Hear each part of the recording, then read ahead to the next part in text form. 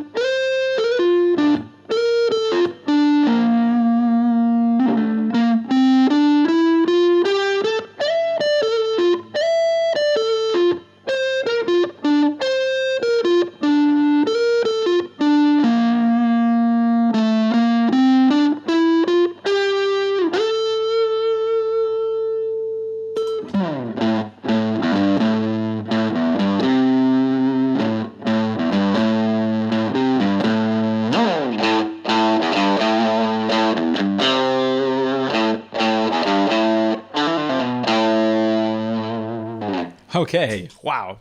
Got there in the end. Quite tricky doing all that in one go, but it's quite fun to piece it together. So I'm back with a very similar video to what is my first ever video, and it was 5 non-guitar parts, but on the guitar. So there was Rasputin, there was a classical piece like In the Hall of the Mountain King, or With the Mountain King. There was... whatever that one was, can't even remember. But I thought I'd do 3 more because it's quite a fun exercise if you're looking to kind of expand your ear training and also just kind of fun learning something that's not the guitar line. So let's jump right into it because basically when I wanted to learn Jungle Boogie by Koolandthegang, which as you might have heard, you might know that bass line. Very, very cool. Probably the best part of the song, other than the sort of violin and, sort of stringed instrument lines as well. But hilariously, when I opened up the guitar tab on Songster for this, I kind of expected there to be a guitar version of the bass line. But in reality, the guitar, all it does is for the whole song, which is... maybe not the most entertaining thing for a guitarist to do, but granted, that is a guitarist's job in a funk band sometimes, just to kind of vamp and be there to support the band. But come on, we can learn kind of what we want, can't we, on the guitar? So for me, learning that bass line, especially by ear, is a whole lot of fun. It's quite tricky because there's a lot of chromaticism in it, so you might actually accidentally pick the wrong notes. So at the start, I like to do this bit, which again is stringed instruments. Why am I doing that? Well, to me, a stringed instrument, especially in this song and a song like Rasputin by Boney M, you kind of get this trilling sort of effect. There'll be a word for it, but it's kind of similar to alternate picking, in my opinion. Alternate picking. And it kind of goes bring, bring. Now, the trick to this really is not to pick a note. It's kind of to mute until a certain point and you get to your end note. For me, I just kind of do it around the D note. I just think it's a nice little bit of flair. And then around this G minor chord, that kind of phrase there, which is, super iconic really. But let's jump into the best part. I mean, this bass line starting on the 3rd fret of the E string, 1st of the A string, and then 1st of the E string. Just like that. Then there's just a whole bunch of chromaticism. I really encourage you, if you haven't done this, because I do it myself and I think it's really fun, is to just try to learn it by ear, but the tab is also pretty fun so you can actually get it accurate.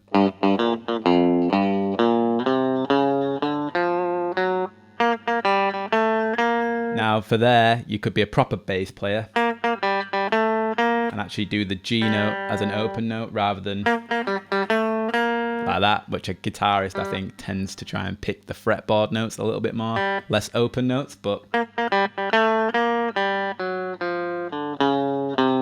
And you may have noticed in the demo at the start, well, I tried to flick from the bass and then go to sort of like a clavalier kind of funky sound.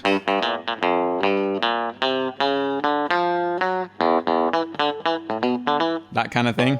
Super fun. Shows how much tone you can get out of just your guitar.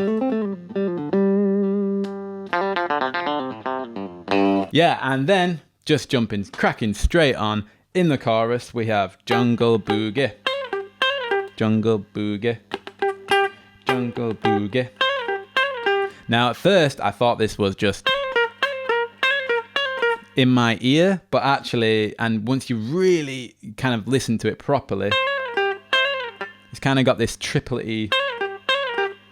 So you're kind of doing that, but then finishing with that G. Now, I like to slide down like that. You could go kind of, I just don't feel as comfortable doing that. Practice that a few times and you'll get it. And there we have it. What a great song. One of my favorites ever. I think it's so cool. Jungle Boogie, 1979, I believe. What album it's from, I have no idea. So what I wanted to do for the second one is do Careless Whisper. Again, this is a sax part, right? So it's kind of similar to Baker Street in the sense that, like, in the previous video, I did Baker Street and that's a sax, I believe. So we got strings and sax going on here. And, you know, that's a really fun thing to learn. I banged on the blues driver, went onto my rhythm to get that kind of, you know, smooth and more sustained kind of sound.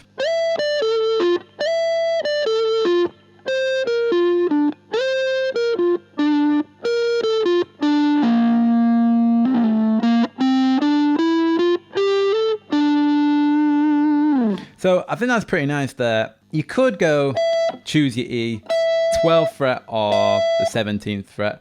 But for me, I think I actually prefer it here. Reason being is it's almost like an exercise, a bit like how people have said Slash used Sweet Child of Mine as like exercise, but then actually it turned into the actual riff. I actually think it's kind of similar to that because it's a bit arpeggiated.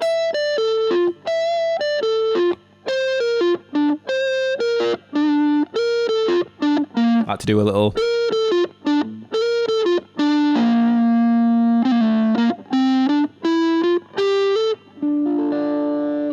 really nice. I think that's iconic for a start, but there's loads you can do there, loads of flair to add, and it's really good for the fingers. Treat it like an exercise. Treat everything like an exercise, because that's how you can kind of use songs that you learn to improve, in my opinion. As much vibrato as you can.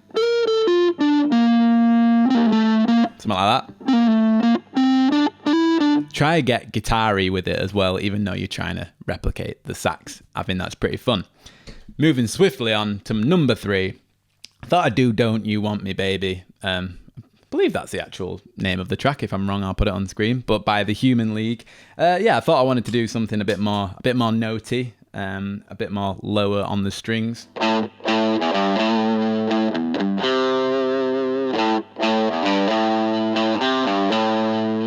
That's a really nice one to learn if you're looking for more riffs to learn, especially if it's like lower down and you want to kind of learn something like that without kind of learning something like really rocky. I think this is a really good way you can learn riffs, train your ear, but not just learn like all the rock riffs. If you kind of want to vary what you do, or you're just not really into rock, I suppose. In saying that though, I put on the Demon Fuzz pedal by Friedrich Pedals, and I put it on this kind of nice breakup sound. Rather than the Demon Fuzz tone.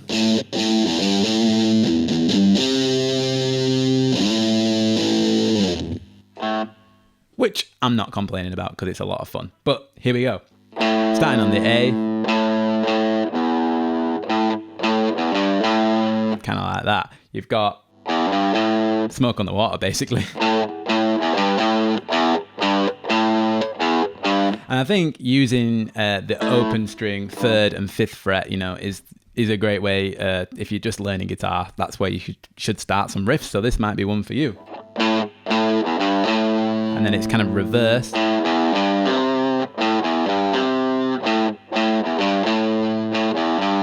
But just with the E note in the middle. Down to that 3rd fret of the A string. So there's quite a lot of just changing the order of the notes for this one, which is kind of fun. Again, a bit tricky for the ear, so it's good to listen to the track if you don't want to do the tab and kind of test out your own ear there. After all, with these kind of things, the idea of this is there might not be guitar tab for it, so therefore you're kind of forced into doing this kind of thing. And the original premise for that video that I did a bit back was to show how it's a guitarist's job, let's say in a 4-piece, bass, guitar, drums and singer. Sometimes the band just look at you and they're like, right, you're gonna have to be our guy. And sometimes it's not so easy if you haven't got any tabs, so it really kind of pushes you into this kind of exercise.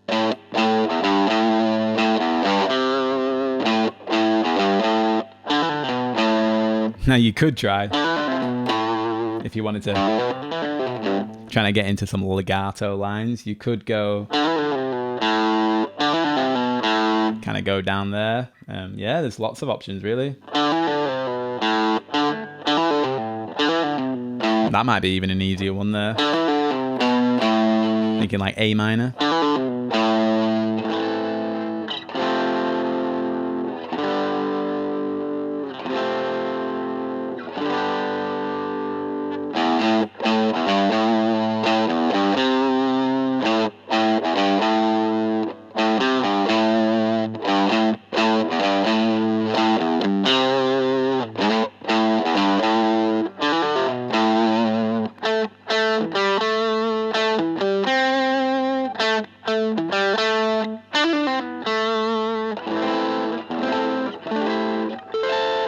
So there's 3 things you can try right away for a bit of fun. And, you know, you can take this and learn your own favorite songs that maybe there won't be guitar tab for. And I think that is a really great exercise, as I've tried to emphasize through the video.